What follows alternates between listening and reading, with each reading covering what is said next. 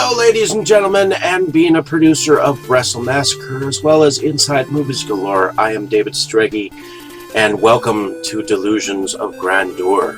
Enjoy the reviews. I certainly did.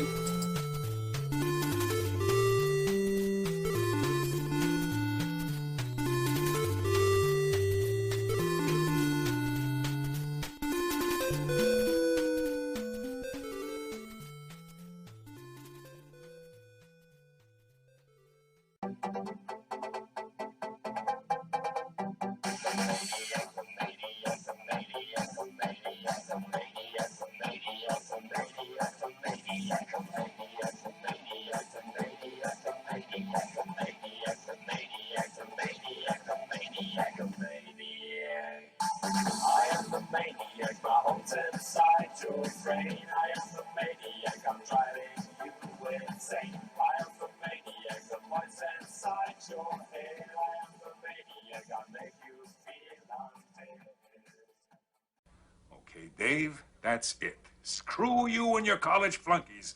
I've had enough of this from you and from everyone else. I know what you guys are trying to do. Break me down, drive me out of the force. Well, it's going to take a hell of a lot more than a lame prank like this to get Curtis Mooney to throw in his badge, so fuck you. Over. Good afternoon, ladies and gentlemen, and welcome back to Delusions of Grandeur. I'm your host, David Streggy, and here I have another video collection video of films that are in my collection that I have not shared with you yet. So recently I had to pull out Silent Hill and Silent Hill 2 to watch, specifically for Silent Hill 1, and I happen to have them on DVD. Of course, I absolutely love full screen, so and here is Silent Hill 2 Revelation, which was not directed by the same guy, I believe. Nope. Christopher Gans directed this first one, and Michael J. Bassett was the one who actually did this one. And it looks like some of the same characters played in here. But Sean Bean from the first one played the father, so I'm glad that was. And Silent Hill was based on basically Silent Hill 2 and 3, I believe. And it starred a mother who had an adopted daughter who they found out that she was originally from Silent Hill through her dreams. And they crashed on the way to the place, and the mother was being followed by a female cop, and Silent Hill evidently ended up being a parallel universe, or shall I say parallel hell, of a town that was run by a group of fanatics that had evidently turned on one another at one point in time, and somehow the daughter of one of these cult members ended up sending the good part of herself away to the real world, or something like that. It could have been a sister, but there were some creatures that were very terrifying. There were people that were dead. There were nurses that were very creepy, where they were attracted to light, and they had knives.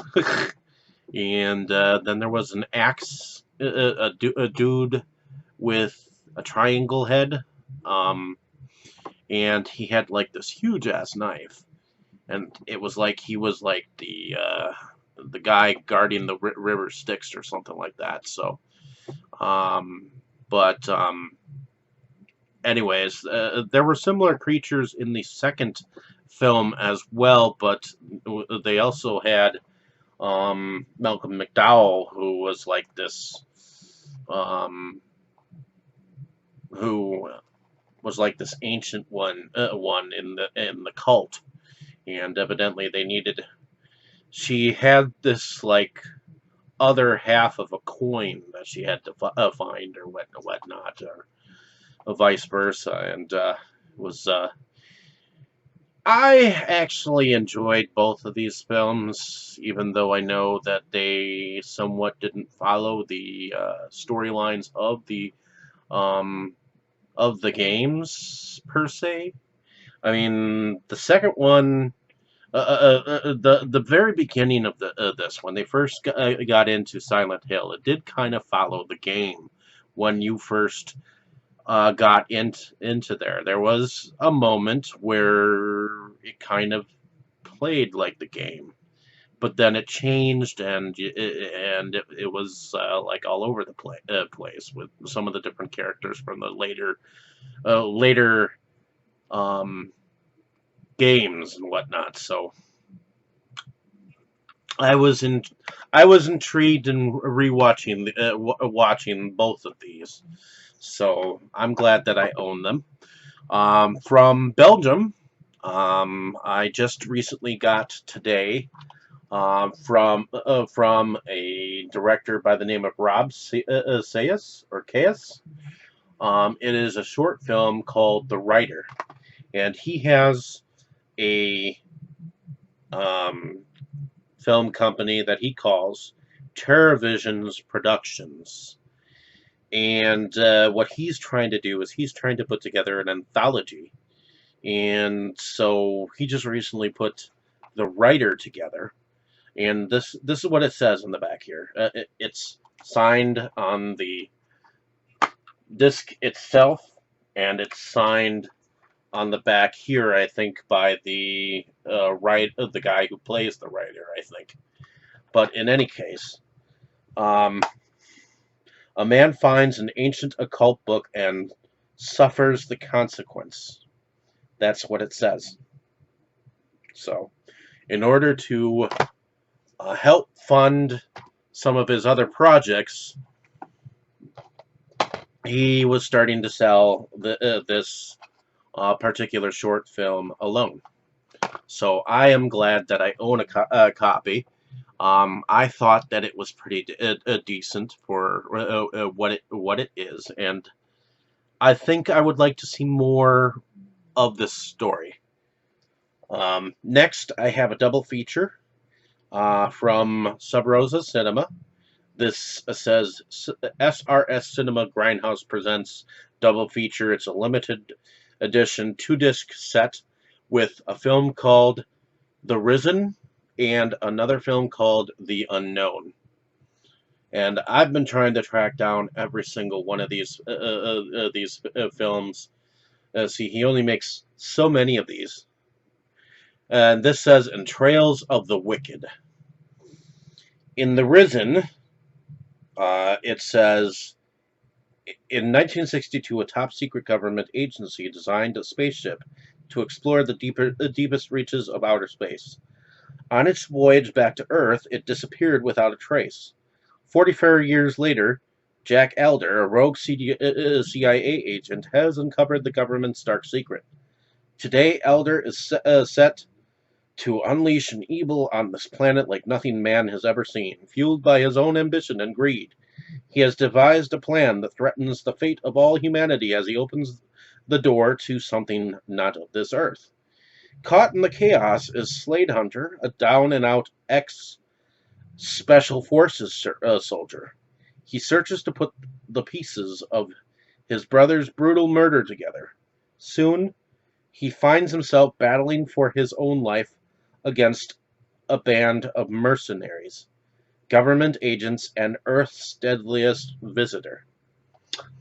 And for The Unknown, a group of friends come across a car accident.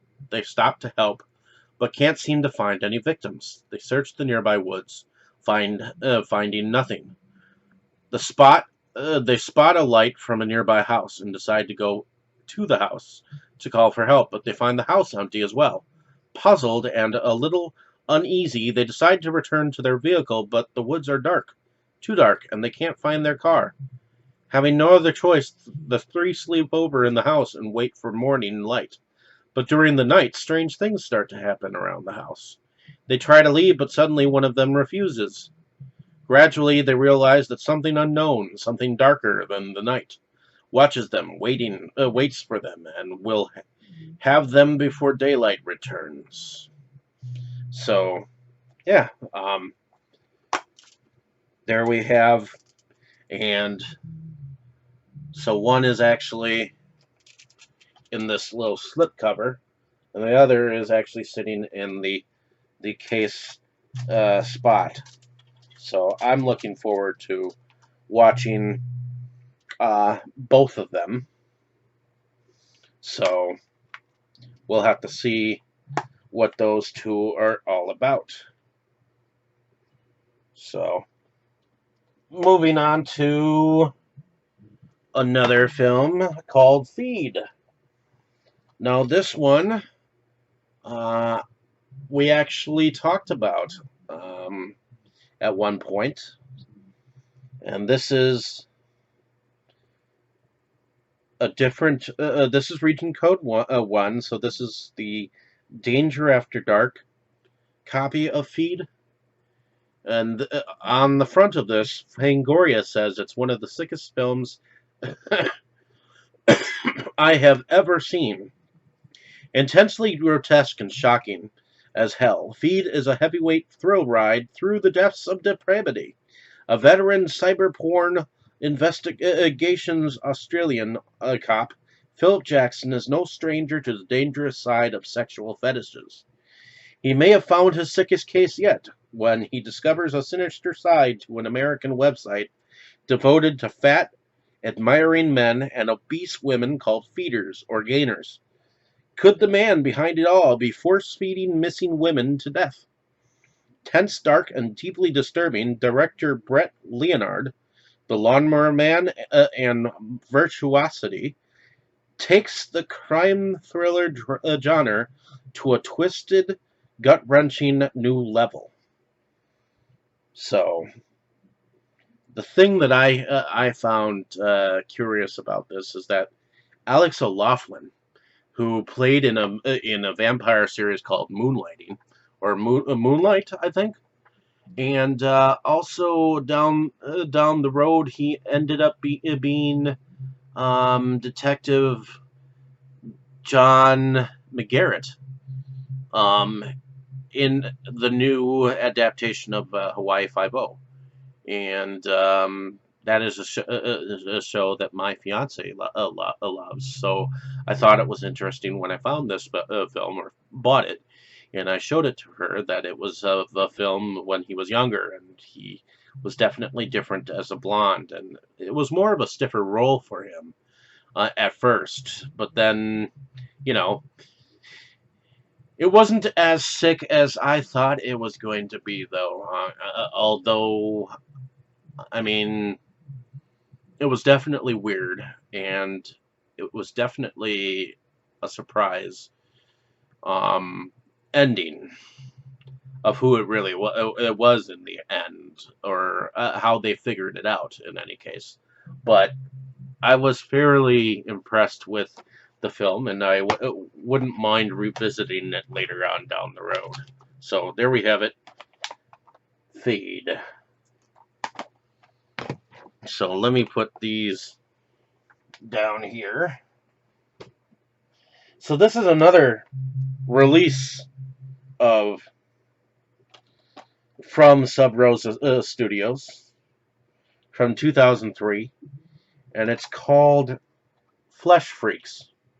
Like I said, there are many of these independent films that are from Sub Rosa Cinema, and this says it's a special edition DVD.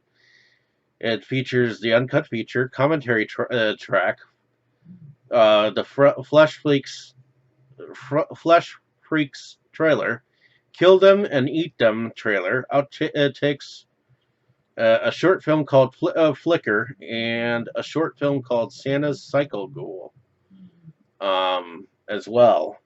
Deep within the jungles of Central America, lost amid the crumbling Mayan remains, lies an ancient secret so strange, so horrible that only one civilization would be dumb enough to release it. Ours. Worm-like parasites infest the dead, returning them to gruesome half-life as rotting, bloodthirsty zombies in this chilling supernatural horror.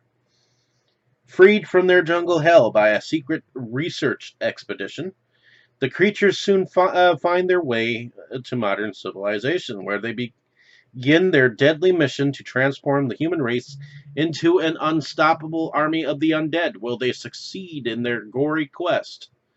Will the human race be completely wiped out?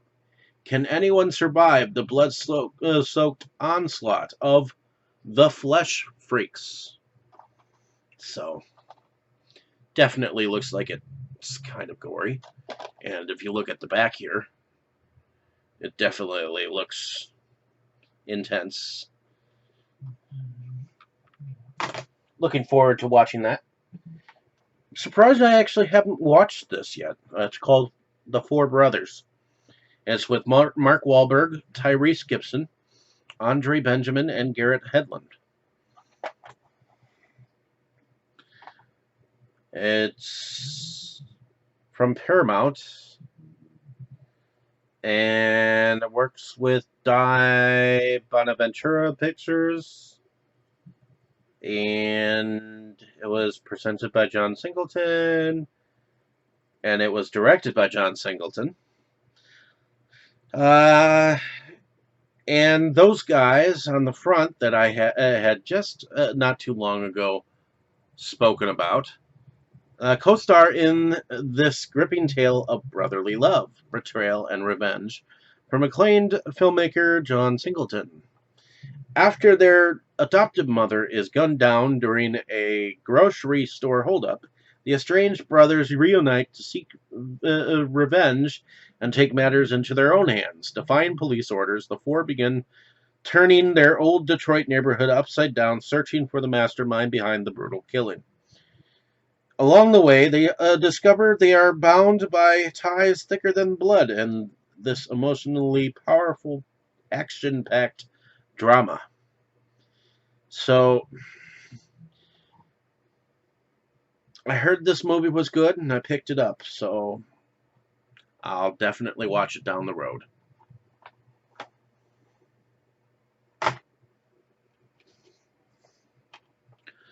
So, Forbidden Empire is also known as something else, I believe.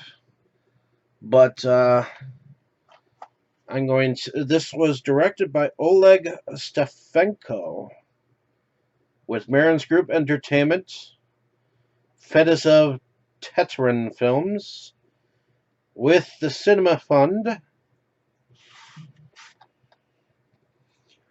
Let's see if I can find out what this was originally called. I believe it's called something entirely different. IMDb. And this is with E1 Entertainment, or distributed by it. So, and calls it the Forbidden Kingdom or Forbidden Kingdom. So let's see what it says. Forbidden Kingdom. It's actually called Vi, or V. The original title is VIY.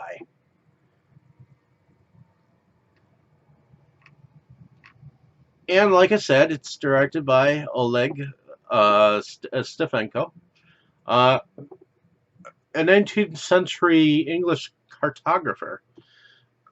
Jonathan Green sets out on a journey to map the uncharted lands of Transylvania, only to discover the dark secrets and dangerous creatures hidden in a cursed, fantastical Romanian forest.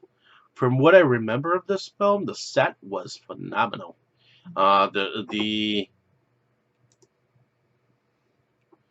guy who played the Um, Main dude, his name is Zonatan Grin, or Zason Fleming. And I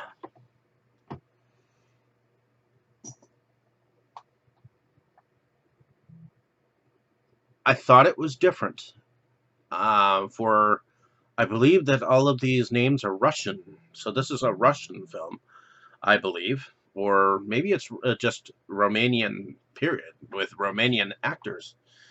So to me, yeah, this says the filming it was Russian, Russian. It was Russian, Ukrainian, and Czech Republic that this was filmed in. The production companies that worked with this particular film were Anchor Film, Galaxy Vision, Murave Production, the Russian Cinema Fund, Russian Film Group, and Telecanal Inter. The United States and Canada were Entertainment One. Focus Films were in Brazil. So yeah, I thought that this film was intriguing for being called that. Now I have seen other copies of this film out there, and I personally love the slipcover for this. But the cover is definitely unique. So, but there we go. I would like to watch this again sometime. So this is one of the limited two disc set from Anchor Bay that these are very hard to find and buy for a relatively decent price. I believe this one I paid like about 25 bucks. And this one has Frankenstein created woman and the legend of the seven golden vampires. It's very hard to track these Anchor Bay limited edition copies down, and I think I only have two of them that I have not picked up. So, um, yeah. Frankenstein created woman. In the 19th century Balkan village, Baron Frankenstein, played by Peter Cushing, and Dr. Hertz, played by Thorley Waters, are embarking upon an experiment to capture the souls of the dead and impose them into other bodies. When their assistant Hans, played by Robert Morris, is unjustly accused of murdering his girlfriend, Christina's father, and put to death, the two men claim his body and trap his soul in their laboratory. Meanwhile, Christina, Susan Denberg, is consumed with grief over the death of her beloved Hans and commits suicide. Frankenstein and Dr. Hertz are able to revive Christina and transfer Hans' soul into her body, which results in a vision of beauty. Their experiment appears successful until Frankenstein discovers that Christina's actions are being driven by the spirit of Hans and his passion for revenge. In the legend of the seven golden vampires, Professor Van Helsing and Dracula meet again in this kung fu horror spectacular, set in the village of Ping Kwai. After learning about the seven golden vampires of the village, Sai Ching, Vanessa Baron, and Mai Kwai offered to guide Van Helsing and his son to Ping Kwai to free it from the curse of Count Dracula. Throughout their journey, the party encounters several unwanted attackers until they arrive at the Golden Vampire's derelict temple, inhabited by Count Dracula. It is here in this eerie place where Van Helsing and the Count begin a battle to the death where good and evil collide, and only one man is left standing. This is Hammer's original uncut version. It was released in the US in an eviscerated version as the Seven Brothers Meet Dracula, which is also featured here. So, definitely very cool to have the original uncut one on there. Next, we have Oculus. This was one of the many. Once I had heard about Bloom and Bloom Productions, anything that he pretty much touched turned to gold at one point in time. Turned into something that was actually pretty good.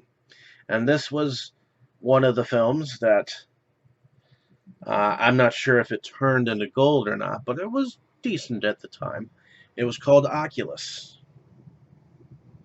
And it was from Bloomhouse Productions with Relativity Media and Intrepid Pictures in association with Mika Entertainment and WWE Studios, which was interesting that this was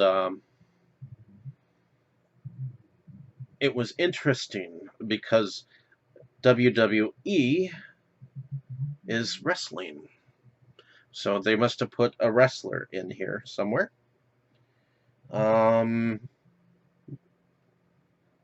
So seen as deceiving in this disturbingly original horror flick that reflects heart-stopping terror as you've never imagined. It's been 10 years since the lives of siblings Tim and Kaylee Russell were shattered, and Tim was convinced of murdering their parents, now released from a mental institution. Tim wants to move on, but his sister has other plans. Kaylee blames their childhood nightmare on the Lasser glass, an antique mirror with a grisly history which she intends to destroy by any means possible, even as the mysterious entity continues to cast sinister spells on anyone who gazes into it. So, Karen Gillan, Brenton Thwaites, Katie Sackhoff, Rory Cochrane, Annalise Basso, Garrett Ryan, all star in this film. Oculus. Here is one of the Ed Wood, A.C. Stevens,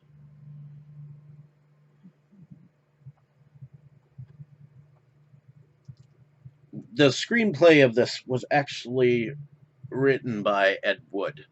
And it says A.C. Stevens, Orgy of the Dead, Naked Spirits, Topless Dancers, and Criswell as Emperor of the Night. Criswell from Plan 9 from Outer Space. A bizarre bouillabaisse base, blending beautiful naked zombie girls, vampire vixens, wanton werewolves, and tortured teens in bondage. While driving, Bob and his girlfriend Shirley crash on a dark road and wander into a nearby graveyard to find help. There, they witness a bizarre orgy of the dead, ruled by the Emperor of the Night and his lovely Empress, taken prisoner by their minions. Bob and Shirley are tied to stakes and forced to watch beautiful half-naked ghouls dance for the Emperor's entertainment. What fate awaits Bob and Shirley? That will be up to the Empress, who wants Shirley for her own erotic pleasure. So, I found this movie to be rather slow. It was definitely very 70s and reminded me of some of the dancing that went on in Star Trek, like the dancing of the Green Girl. I remember that. But it was a very long procession of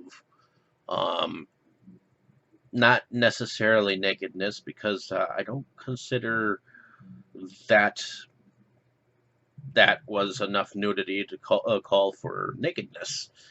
Um, so I found it's not that it was bland. It was definitely very in good taste, but it could have gone faster, or something should have happened more than just a gentle procession of being tortured with um, scantily clad creatures.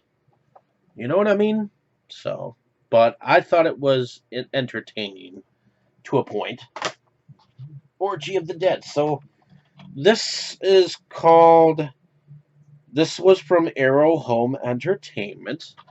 I'm not sure if this was from an early Arrow film, but it says Arrow Home Entertainment from 2001, and this DVD is out of print, I believe. I believe that same writing is actually on another film, and it says "Funny Man, You'll Die Laughing," and this has Christopher Lee and Tim James in it. And Simon. It's directed by Simon Sprackling. Max Taylor, played by Benny Young, has everything he's ever wanted, but the funny man, played by Tim James, is here to give him everything he deserves. After winning the ancestral home of the mysterious Callum Chance in a poker game, Max finds that his luck has just run out, and neither his friends nor his family are safe when it's time to get sorted. So, Funny Man is Arrow Entertainment presents a Nomad Pictures production. And the film stars also Matt Devitt, Pauline Black, Ingrid Lacey, Chris Walker, George Morton, Fona Cameron, and like I said, Christopher Lee. So this was a weird one. I think some of the characters in here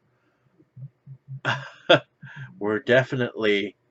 I think this was the mask before the mask, almost, because the humor is a little off center, but it's definitely an oddball of a film. I watched this once.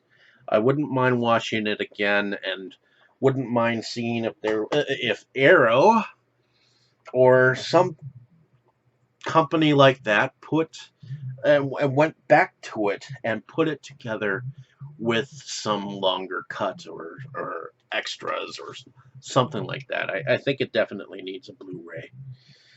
So this one I picked up at Half Price Books at one point in time, but you can find this film on some of those 8-packs, I believe. And it's called The Demon Within, and it's directed by Ian Merrick, and this was put out by Screen Media Films by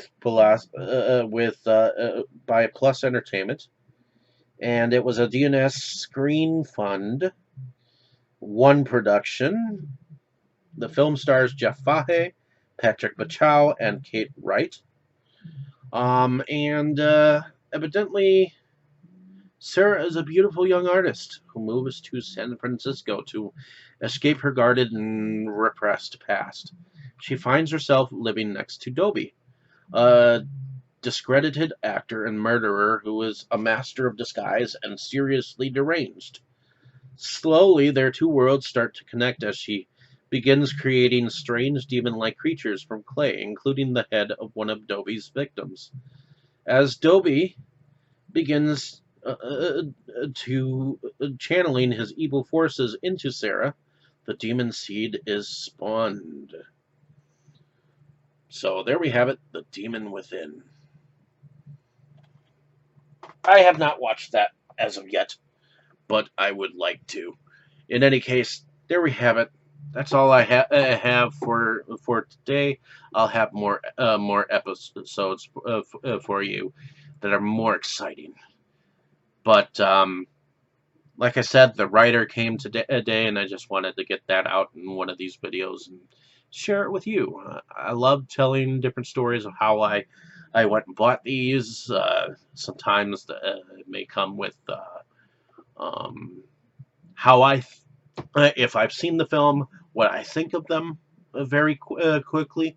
It's a lot faster process of giving a small review if I can give one. And if I've seen them, normally I can pretty much remember them. And I know that on this particular video, I did watch those two Hammer films in the limited editions, but I've only seen them one time. So I would like to revisit them before I go on about them eventually down the road. So thank you so much for listening. Have a great day, evening, or morning, wherever you are. I appreciate your time spent here, and hopefully you'll find something useful from these videos as I go forward. Thank you so much. Enjoy. You were good, kid, real good. But as long as I'm around, you'll always be second best, see?